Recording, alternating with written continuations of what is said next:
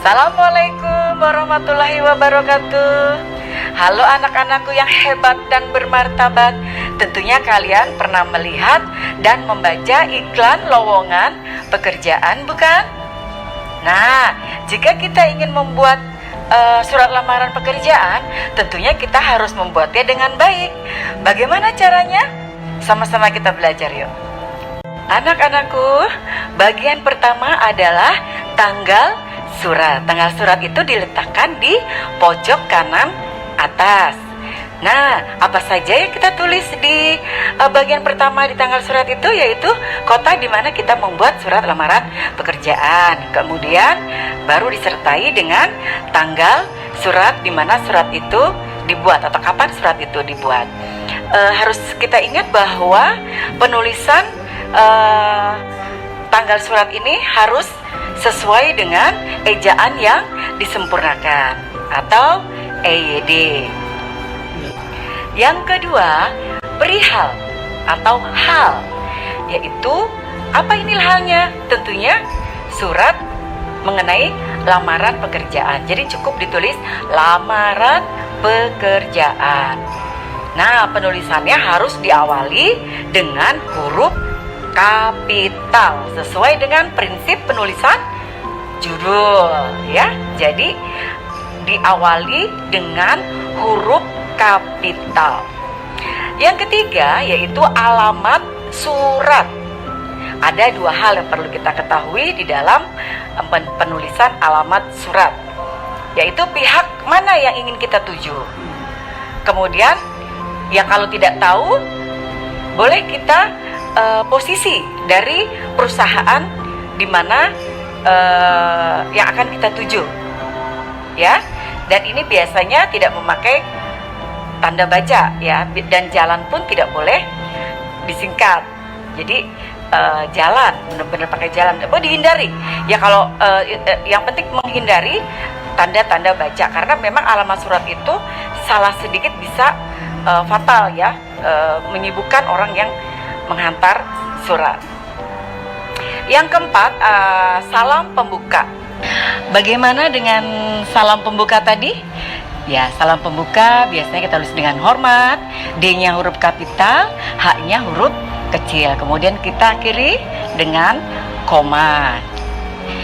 Kemudian yang kelima yaitu isi surat. Isi surat ini ada 3 hal, yaitu yang pertama adalah pembuka, yang kedua isi surat, kemudian yang ketiga penutup. Ingat ya, ini di dalam isi surat yang kelima tadi, ya. Tadi ada unsur kan, unsur-unsurnya.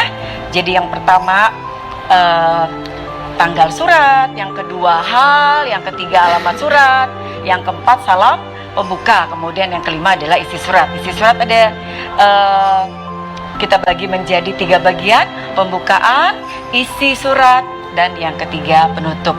Nah, di pembukaan itu bagaimana? Dalam pembukaan kita harus paham dari mana informasi lamaran pekerjaan yang akan kita tuju itu kita dapati.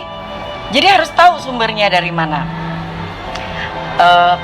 atau dengan nama lain yaitu informasinya. Kemudian isi surat yaitu masih dalam pembuka, ya, masih dalam pembuka, yaitu posisi apa yang akan kita lamar. Jadi kita harus paham dulu. Tadi yang pertama adalah dari mana kita mendapatkan informasi surat lamaran pekerjaan atau pekerjaan itu didapat. Kemudian posisi apa yang akan kita tuju di situ. Posisinya kita harus tahu dan kita tulis posisi apa yang akan kita tuju, karena kan disesuaikan dengan keahlian kita. Kemudian kita akan ada kata-kata bahwa kita itu ada keinginan untuk melamar di mana yang akan kita tuju itu, atau bagian apa yang akan kita tuju. Ada kata-kata bahwa kita akan melamar di sana. Kemudian tadi sudah 3, ya.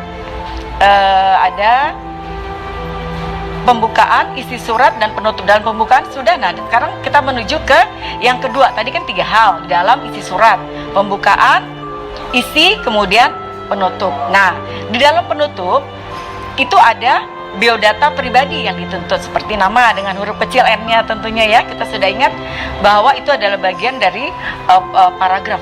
Jadi biodata pribadi, tempat tanggal lahir biasanya ya, kemudian alamat kita.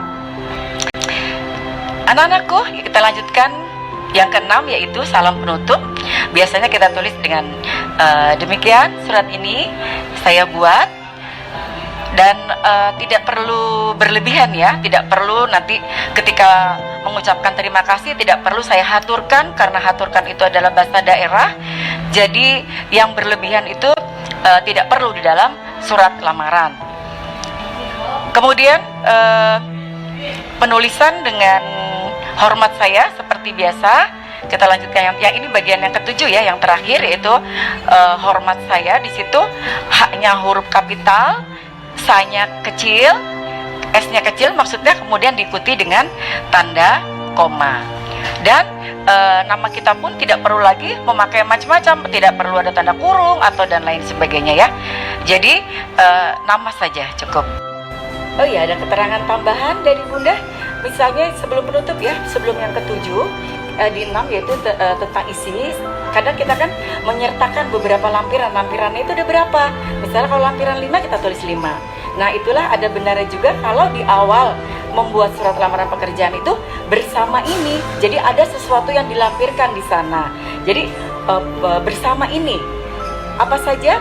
Misalnya begini, sebagai bahan pertimbangan saya lampirkan 1. Daftar riwayat hidup. 2. Fotokopi ijazah S1 misalnya. Kemudian 3. Foto transkrip nilai. Kemudian yang keempat, fotokopi sertifikat kursus dan pelatihan-pelatihan. Yang kelima, pas foto. Nah itu adalah yang dilampirkan. Jadi hal yang dilampirkan kita tulis sebagai bahan pertimbangan ya. Jadi saya lampirkan. Kemudian menuju ke penutup. Nah, seperti tadi Bunda juga jelaskan bahwa dalam penutup itu ada kata-kata yang kita itu benar-benar ingin melamar di posisi tersebut. Misalnya, demikian surat lamaran ini, besar harapan saya dapat diterima di perusahaan yang Bapak Ibu pimpin ya. Tidak diperkenankan dengannya karena subjeknya nanti jadi tidak jelas. Jadi langsung saja disebut Bapak dan Ibu. Kemudian atas perhatian Bapak Ibu, saya ucapkan terima kasih. Tidak perlu memakai haturkan. Haturkan adalah unsur daerah. Kemudian juga tidak terima kasih banyak. Kata banyak di situ tidak efisien, yaitu terlalu berlebihan. Yang memakai banyak-banyak, mengucapkan banyak terima kasih, mengaturkan banyak terima kasih itu tidak efisien. Jadi di dalam surat lamaran kita harus memakai kalimat yang efisien. Demikian anak-anakku semua.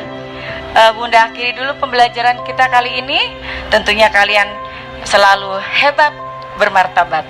Wabillahi taufiq wal hidayah. Wassalamualaikum warahmatullahi wabarakatuh.